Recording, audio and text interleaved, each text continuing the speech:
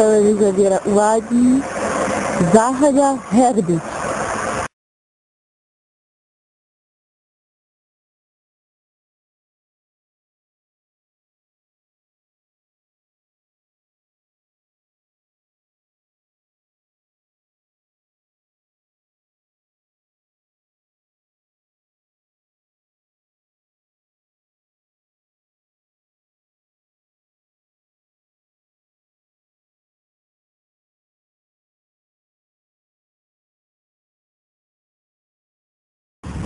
Právě jsem venku se psem a je strašlivá kosa.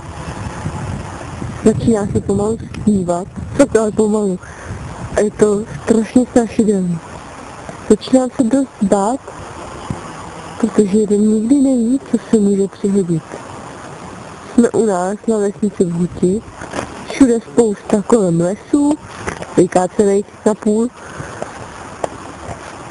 ale jeden nikdy neví, co se může stát.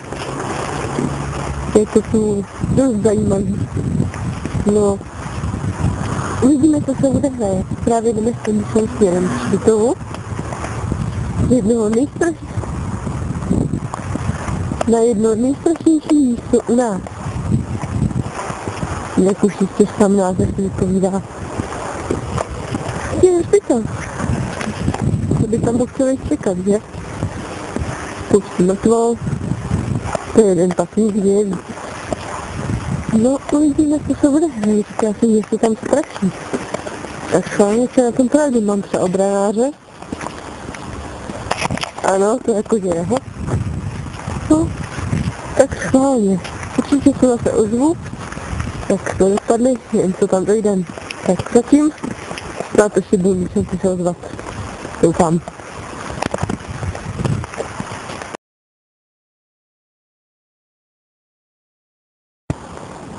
Právě jsme dorazili ke hřbitovu, zatím bez jakýkoliv újmy na zdraví, což je dobrá zpráva. Nicméně, myslím, že se tu dějou dost divný věci. Ostatně posuďte sami.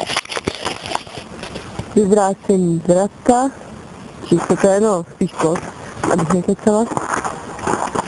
Tamhle někdo vyraboval tu ze zdí na hřbitově, no, začíná to být fakt zajímavý.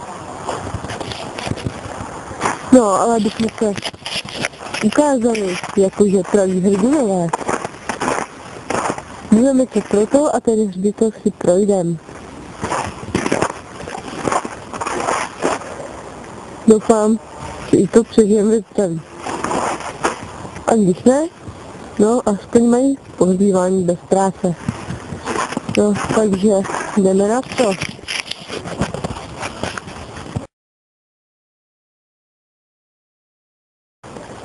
A abyste nás nepodezírali z toho, že jsme tady vůbec na tom hřbitově nebyli, tak vám ukážeme malý důkaz.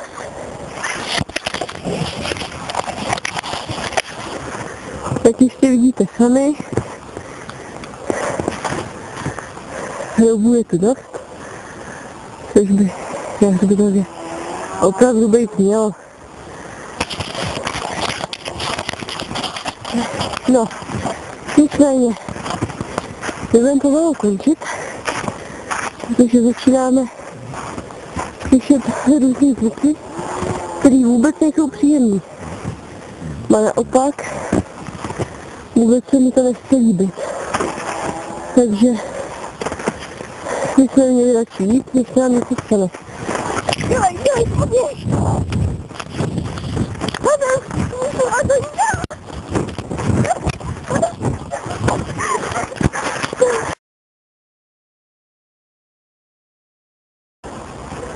Tak tohle bylo dost osud. Stačilo málo, bývalo by nás to něco dostalo. Rozhodně můžu potvrdit, že řeči o tom, že na našem hřbitově straší, jsou rozhodně pravdivý. Rozhodně se tam už nikdy nehodlám vrátit. Ani vkročit, protože každý, kdo tam půjde, už tam může zůstat na věky. Nechtěla bych se připojit k těm, co tam už zůstali. Na to jsem ještě myslím dost mladá. To byla síla. Bože.